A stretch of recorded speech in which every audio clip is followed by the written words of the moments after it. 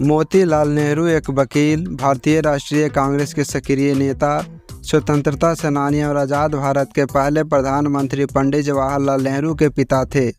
मोतीलाल नेहरू का जन्म 6 मई 1861 को उत्तर प्रदेश के आगरा में कश्मीर ब्राह्मण परिवार में हुआ था।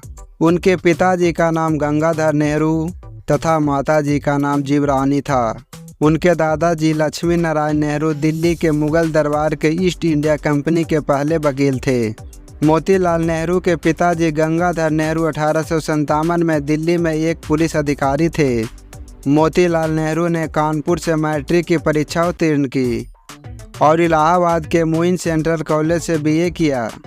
इसके बाद कैम्ब्रिज से बार एट लॉ की उपाधि ली और उन्होंने कानपुर के अंग्रेजी न्यायालयों में अधिवक्ता के रूप में कार्य प्रारंभ किया। लेकिन 3 वर्ष बाद वे इलाहाबाद चले गए, जहां उनके बड़े भाई नंदलाल उच्च न्यायालय में एक वकील थे। किंतु 1987 में 42 वर्ष की आयु में उनका निधन हो गया। उस समय मोतीलाल नेहरू का उम्र 25 वर्ष था। भाई के निधन के बाद परिवार की सारी जिम्मेदारी उनके कंधों पर आ गई। जैसे जैसे वे वकालत के पेशे में आगे बढ़े, उनका जीवन स्तर उठता चला गया। मोतीलाल नेहरू का विवाह स्वरूप रानी से हुआ। इसके बाद 14 नवंबर 1889 में एक पुत्र का जन्म हुआ, जिसका नाम जवाहरलाल नेहरू रखा गया। उन्होंने आगे चलकर आज़ाद भारत के पहले प्रधानमंत्री बनने का सम्मान प्राप्त हुआ। उनकी 2 बेटियां भी थी, विजय लक्ष्मी पंडित और कृष्णा था।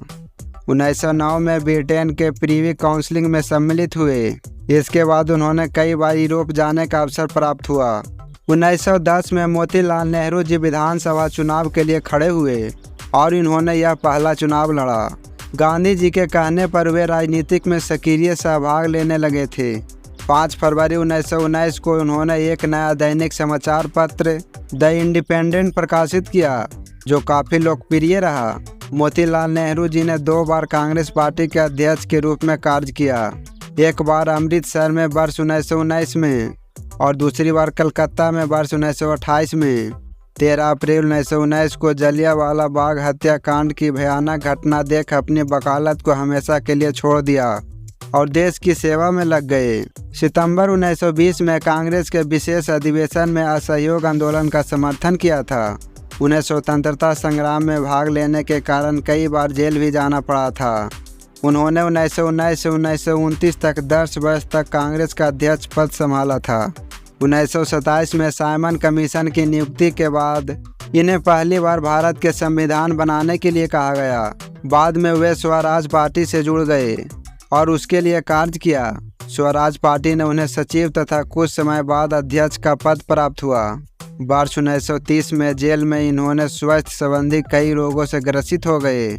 इसके चलते 1931 में इन्हें जेल से रिहा कर दिया गया, लेकिन स्वास्थ्य में सुधार न होने के कारण 6 फरवरी 1931 को लखनऊ में इनका देहांत हो गया।